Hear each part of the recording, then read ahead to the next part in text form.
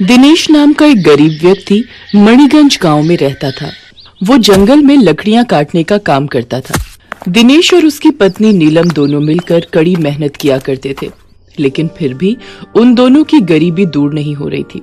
उनके 2 बच्चे थे जिनका नाम ऋतु और सोनू था। उनके पड़ोस में शकुंतला नाम की एक बूढ़ी औरत रहती थी। उसका कोई नहीं था, इसलिए नीलम और दिनेश ने ही उसकी जमकर सेवा की। और अब जब वो अपनी आखिरी वक्त पर थी, तभी उसने कहा, दिनेश बेटा, तुम दोनों ने मेरी बहुत सेवा की है। मेरे पास तुम्हें बदले में देने के लिए कुछ भी नहीं है, सिवाय इस कुकर के। ये तुम ले लो। ये आप कैसी बात कर रही हैं काकी? सेवा बदले में कुछ लेने की भावना से थोड़े ही की जाती है, और ये कुकर हम नहीं ले सकते काकी।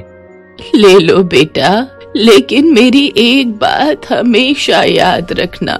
जब भी तुम इस कुकर का इस्तेमाल करोगे, उससे पहले एक बात जरूर कहना, सुन मेरे कुकर, तू सबसे ऊपर, चल मेरे मन का खाना दे। ऐसा क्यों काकी? बेटा, मुझे ये कुकर एक साधु बाबा ने दिया था और कहा था, जब भी तुम किसी बेसहारा इंसान की मदद करोगी तो ये अपना चमत्कार दिखाएगा। लेकिन मैंने किसी बेसहारा की कभी कोई मदद ही नहीं की। लेकिन तुम ये कुकर ले जाना।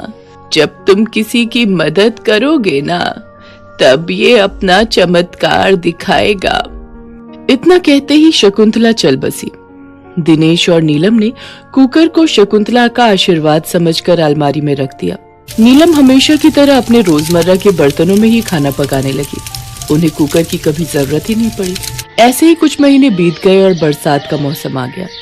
हल्की फुल्की बरसात में तो दिनेश जंगल से लकड़ियां काट कर ले आता था, लेकिन एक रोज तकरीबन 5 दिन तक लगातार भारी बारिश पड़ी, जिसकी वजह से दिनेश लकड़ियां लाने नहीं जा सका और उसकी आमदनी ही रुक गई, जिससे घर में खाने के लिए कुछ भी नहीं रहा।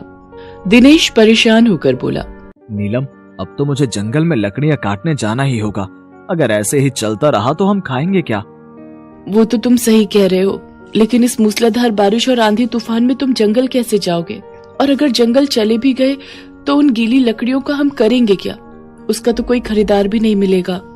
हाँ, ये बात तो तुम्हारी सही है, लेकिन भूख भी तो बहुत लगी है। हम तो भूखे रह लेंगे, लेकिन बच्चे, इन बेचारे बच्चों का क्या होगा? हे भगवान, ये अब हमारे कैसे दिन आ गए। मेरे बच्चे कब से भूखे हैं, अब मैं खाने के लिए क्या दूं? तभी दिनेश के मन में ख्याल आता है, क्यों ना मैं नदी पर जाकर मछलियां पकड़ कर लाऊं और उन्हें बाजार में बेच कर आऊं। इतनी बारिश में तो पानी का जलस्तर काफी ऊपर तक होगा और मछलियां आसानी से जाल में फंस जाएंगी। अगर बिक गई तो ठीक, नहीं तो उनको ही पकाकर खा लेंगे। दिनेश बिना देरी किए अपने पड़ोसी मोहन से जाल मांगता है और नदी की ओर निकल पड़ता है। जैसे ही वो नदी में जाल डालता है, काफी सारी मछलियां एक साथ जाल में आकर फंस जाती हैं। बिना देर किए वो मछलियां लेकर बाजार की ओर निकल पड़ता है। चलते चलते रास्ते में वो देखता है कि एक बूढ़ा आदमी पेड़ के नीचे बैठा ठंड से थरथराते हुए रो रहा है। दिनेश उसके पास जाता है और पूछता है, कौन हो तुम बाबा, और रो क्यों रहे हो? बेटा, मैं पास के ही गांव में रहता हूँ। मेरे घर में मेरी पत्नी बीमार है। हमारे घर में खाने के लिए कुछ भी नहीं है और मैं खाने की ही तलाश में निकला हूँ। अगर तुम मुझे ये मछलियाँ दे दो तो मैं अपनी बीवी को कुछ खिला पाऊंगा। लेकिन बाबा, ये मछलियाँ तो मैं बाजार में बेचने के लिए जा रहा हूँ। मेरे घर में खुद आपके घर जैसा ही हाल है। मान जाओ बेटा, अगर मैं आज घर कुछ भी खाने के लिए लेकर नहीं पहुंचा तो मेरी बीवी की जान जरूर चली जाएगी।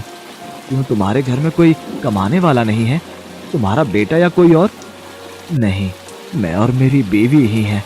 एक बेटा था, लेकिन कुछ साल पहले उसकी एक्सीडेंट में मौत हो गई। अब मेरा सहारा मेरी बीमार पत्नी ही है। अगर उसे कुछ हो गया तो फिर मैं भी जीकर क्या करूँगा? मैं भी अपनी जान दे दूंगा। और अगर तुम्हें मुझ पर भरोसा नहीं तो मेरे घर पर चलकर देख लो। नहीं, मैं आपके घर जाकर क्या करूंगा? ये लो, ये मछलियां आप ही रख लो। इसके बाद घर लौटते वक्त दिनेश कुछ साग के पत्ते तोड़ लाता है और घर आकर अपनी पत्नी को देते हुए बोलता है, नीलम, मुझे आज कुछ भी नहीं मिला, इसलिए कुछ पत्ते साग के तोड़ कर लाया हूँ। लाओ, कम से कम यही सही, कुछ तो खाएंगे। लेकिन इन्हें बनाए किसमें? हमारी कढ़ाई तो टूट गई है। अरे वो कुकर कब काम आएगा? जो शकुंतला काकी ने दिया था उसी में जल्दी से उबाल लो। नीलम कुकर अलमारी से निकालती है और उसे धोकर साग को उसमें उबालने के लिए रख देती है। तभी दिनेश को काकी की वो बात याद आती है और वो रसोई में जाकर कुकर के सामने बोलने लगता है, सुन मेरे कुकर, तू सबसे ऊपर, चल मेरे मन का खाना दे। आज मेरा शाही पनीर खाने का बहुत मन है।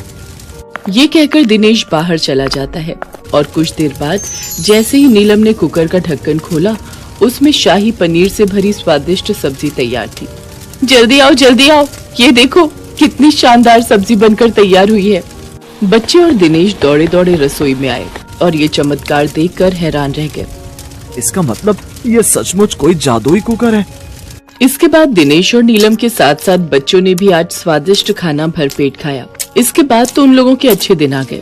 उन्हें जब भी खाने का मन करता तो नीलम कुकर को धोकर उसे चूल्हे पर चढ़ाती और अपनी मनपसंद खाने का नाम लेकर उसे खूब मजे से खाते।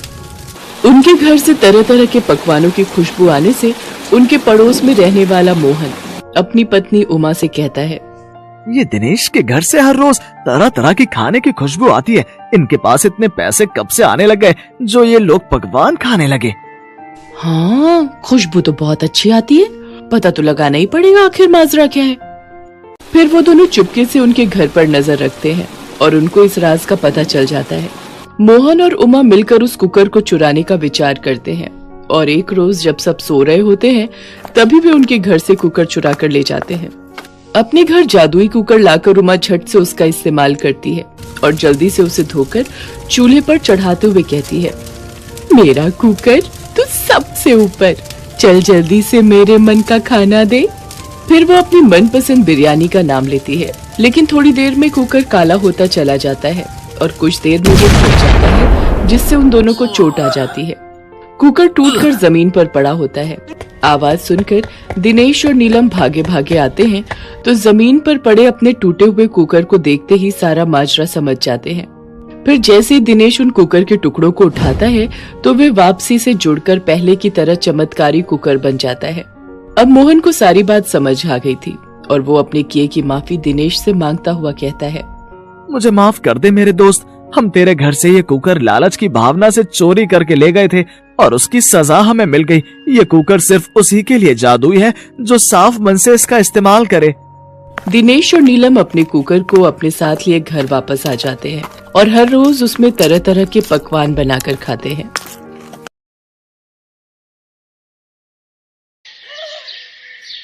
सुनो, आज भगवान की कृपा से हमारा ढाबा खुल ही गया। अब देखना, हमारे हाथ का स्वादिष्ट और बढ़िया खाना खाकर ग्राहक उंगलियां चाटते रह जाएंगे।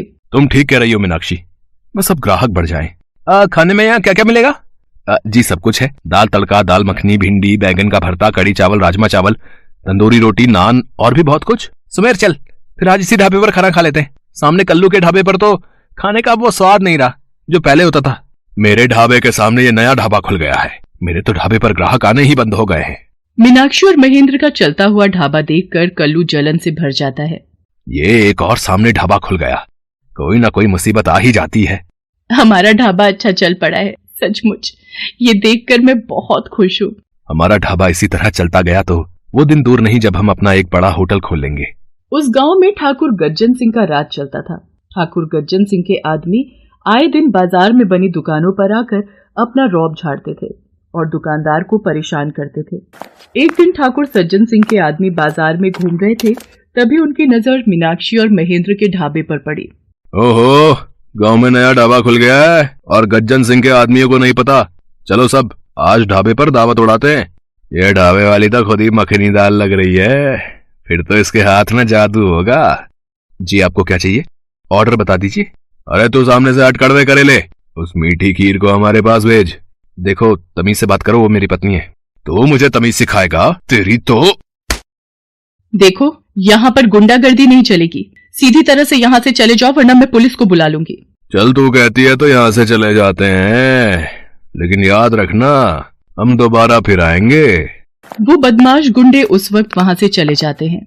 कल्लू ये सब देख रहा था। ये ठाकुर गज्जन सिंह अपने आप को समझता क्या है? सारा दिन इसके गुंडे बाजार में घूमकर सभी दुकानदारों को तंग करते हैं और इनके मन में हम औरतों के लिए जरा सी भी इज्जत नहीं है। अरे तुम जानती नहीं हो, ठाकुर गज्जन सिंह बहुत ही गिरा हुआ इंसान है। इसके मन में दया नाम का तो कोई शब्द है ही नहीं। सब गांव वाले इससे बहुत डरते हैं। इन दोनों को यहाँ से हटाने का रास्ता मुझे मिल गया है। अब देखता हूँ ये दोनों अपना ढाबा कैसे चलाते हैं। मतलब तू चाहता है कि हम तेरे सामने वाला ढाबा हटवा दें? इसमें हमारा क्या फायदा होगा बे? मैं आपको अपनी कमाई में से हिस्सा दूंगा, आपका फायदा ही फायदा है। अच्छा तो ये बात है, मैं अभी अपने आदमियों को महेंद्र के ढाबे पर भेजता हूँ। ठाकुर गज्जन सिंह अपने आदमियों को महेंद्र के ढाबे पर भेजता है। ठाकुर साहब का हुक्म है, अब ये ढाबा इस गांव में नहीं चलेगा, तो अभी के अभी अपना ये ढाबा बंद करके यहाँ से चलता बन। अरे कोई जोर जबरदस्ती है क्या? हम ये ढाबा बंद नहीं करेंगे। तुम्हारे ठाकुर को जाकर बोल दो, जो करना है कर ले। तुम लोगों ने बदमाशी दिखाई तो हम पुलिस को जाकर बता देंगे। अच्छा, तेरी जुबान बहुत चल रही है। कहीं ऐसा ना हो ढाबे के साथ साथ हम तेरे पति को भी जिंदा जला दें। तभी ठाकुर गज्जन सिंह की जीप आकर रुकती है। ठाकुर गज्जन सिंह जीप से उतरता है और गुस्से में ढाबे पर जाता है। तुम दोनों की इतनी मजाल कि मेरे गांव में ही रहकर मेरे से नहीं डरते। पकड़ लो इसके पति को और इस ढाबे के साथ जिंदा जला दो। नहीं ठाकुर नहीं, मेरे पति को छोड़ दो। मैं तुमसे विनती करती हूँ, मत लगाओ आग, मेरे पति को छोड़ दो। गज्जन सिंह से बैर लिया था ना तुम दोनों ने, अब सजा भुगतनी पड़ेगी। चलो तुम सब क्या देख रहे हो? ढाबे में आग लगा दो। इसका पति और ढाबा दोनों जल जाने चाहिए। नहीं नहीं, मेरे पति को छोड़ दो, कोई बचाओ, मेरे पति मर जाएंगे। नहीं, बचाओ, कोई बचाओ, बचाओ मुझे, मैं जल रहा हूँ मीनाक्षी, मुझे बचा लो। ठाकुर याद रखना, आज जिस तरह से तूने मेरे पति को जलाया है, एक दिन तू भी ऐसे ही जल कर मरेगा। तू भी ऐसे ही जल कर मरेगा। मीनाक्षी रोती रह जाती है और महेंद्र ढाबे के साथ जलकर मर जाता है। महेंद्र को गुजरे 2 दिन हो गए थे। मीनाक्षी ने कुछ नहीं खाया था। वो हिम्मत करती है और ढाबे पर जाती है। सब कुछ खत्म हो गया, सब कुछ जलकर खाक हो गया। अरे ये तो वही कुकर है जो महेंद्र पिछले हफ्ते ही नया खरीद कर लाए थे। कितने मन से ढाबे के लिए उन्होंने ये नया कुकर खरीदा था। ये उनकी आखिरी निशानी है। आज खिचड़ी इसी पर बनाती हूँ। मीनाक्षी अभी खिचड़ी बना ही रही थी कि तभी एक व्यक्ति वहाँ पर आता है। जी नमस्ते, मैं इस गांव में नया आया हूँ। आपका ये ढाबा देखा तो रुक गया, कुछ खाने को मिलेगा क्या? आप बैठिए, मैं आपके लिए खाने को लेकर आती हूँ। मैंने तो थोड़ी सी खिचड़ी ही बनाई थी, पर कोई बात नहीं, ये उन शहरी बाबू को ही दे देती हूँ। मैं अपने लिए कुछ और बना लूंगी। अरे ये क्या, ये कुकर तो खिचड़ी से भरा हुआ है, पर थोड़ी देर पहले तो मैं सारी खिचड़ी शहरी बाबू के लिए ले गई थी। ये कैसा जादू है? महेंद्र, मुझे तो ऐसा लगता है आप यहीं कहीं मेरे साथ हो, मेरे पास हो, आप मेरी सहायता कर रहे हो। अब मैं इस जादुई कुकर की सहायता से अपने ढाबे को फिर से शुरू करूंगी।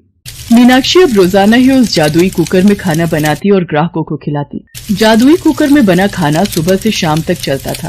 धीरे धीरे मीनाक्षी का ढाबा फिर से चल पड़ता है। कुछ दिन बीत जाते हैं। ढाबे को फिर से चलता देख कल्लू गुस्से में आ जाता है और ठाकुर गज्जन सिंह के पास जाता है।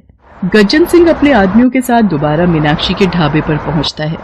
लगता है तुझे भी तेरे पति के पास भेजना ही पड़ेगा। गांव वालों, कान खोलकर सुन लो। जिस किसी ने भी मेरे हुक्म का विरोध किया या मेरे खिलाफ जाकर कोई काम किया, उसका यही अंजाम होगा।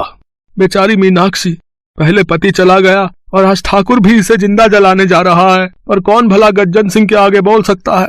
अब तो भगवान ही मीनाक्षी को बचा सकते हैं, वही कोई चमत्कार कर सकते हैं। इस पूरे गांव में कोई भी माई का लाल नहीं है जो गज्जन सिंह के आगे सिर उठाकर बोल सके। जला दो इसे।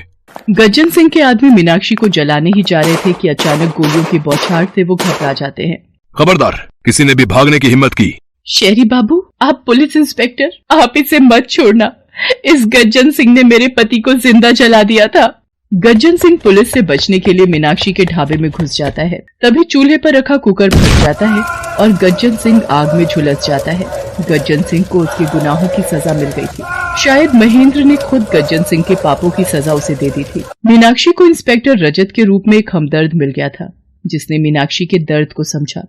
मीनाक्षी इंस्पेक्टर रजत की मदद से महेंद्र की याद में एक नया ढाबा खोलती है। गांव वाले भी गज्जन सिंह के आतंक से आजाद होकर खुश थे। हेलो दोस्तों, कैसे हैं आप सब? हमारी कहानियाँ देखने के लिए हमारे चैनल को सब्सक्राइब कीजिए और हाँ, बेल आइकॉन पर क्लिक करना मत भूलिएगा।